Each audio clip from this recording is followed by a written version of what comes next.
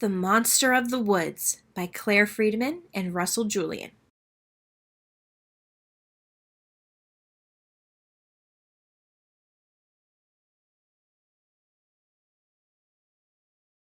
Deep in the woods, Owl, Mouse, and Rabbit were having a very important meeting. "This is a very important meeting," said Owl. "We need to do some things about the monster of the woods." "I'm scared," cried Rabbit. "No one's safe while it's around," squeaked Mouse. "I've heard he's big and horribly hairy," Mouse gulped. "And very, very scary," Rabbit trembled. "Don't panic," said Owl, handing around notes that he had written out neatly for everyone. "I'm sure we have nothing to worry about. But just in case, I have a plan."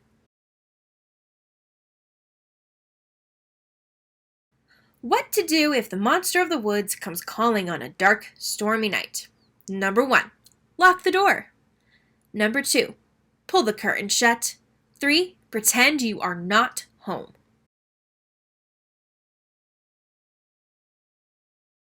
"Remember," said Owl, "the monster of the woods probably won't come calling at all." "He will if it's dark and stormy enough," Rabbit shivered. "And if he's hungry enough," added Mouse. "Don't worry," said Owl. "As long as we follow my plan, we'll be safe." That night it was dark and it was stormy. Crash! Bang! Crash! "It's only thunder," he thought. "Howl! Howl! Howl!" "It's only the wind," he told himself. Tippity-tap! What was that?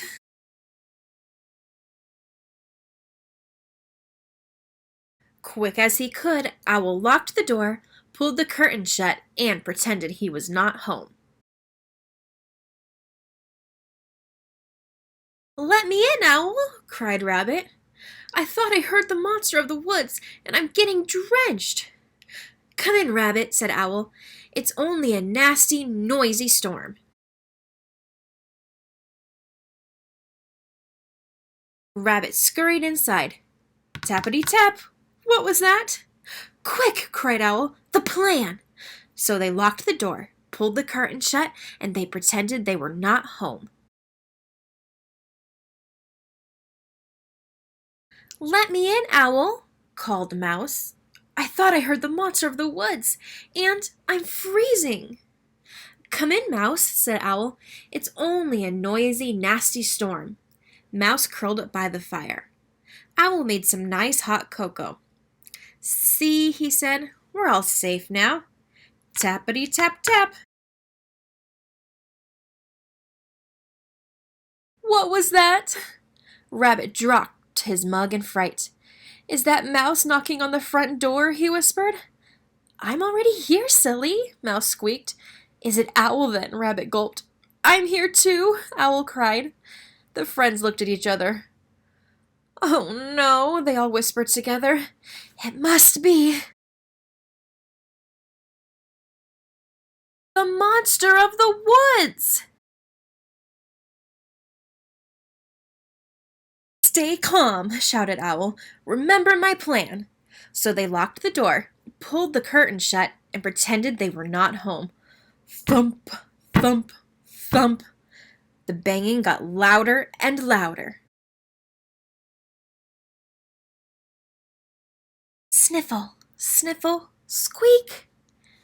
"That noise doesn't sound like a monster," Rabbit frowned, forgetting to pretend that they were not home. "It sounds like crying," said Mouse, nervously opening the curtains. "Whoever it is sounds frightened," agreed Owl. "Maybe they need help." He peeped through the peephole.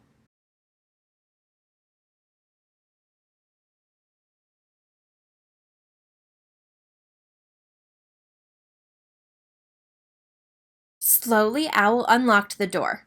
A tiny, bedraggled, furry thing stood there on the doorstep. "Who are you?" everyone gasped. "I'm the monster of the woods."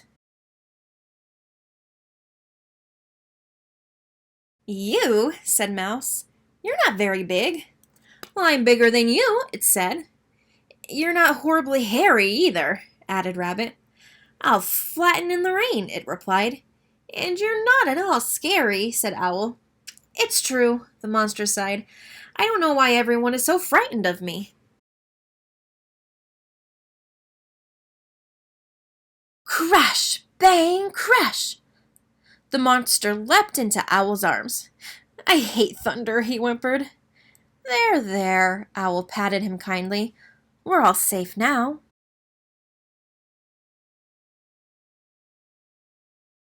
It was the next very important meeting. Owl handed around notes he had written out neatly for everyone. Before we begin, Owl beamed, let's welcome the monster of the woods. The monster giggled. But my friends call me Snuggles. And everyone agreed. Snuggles was the perfect name.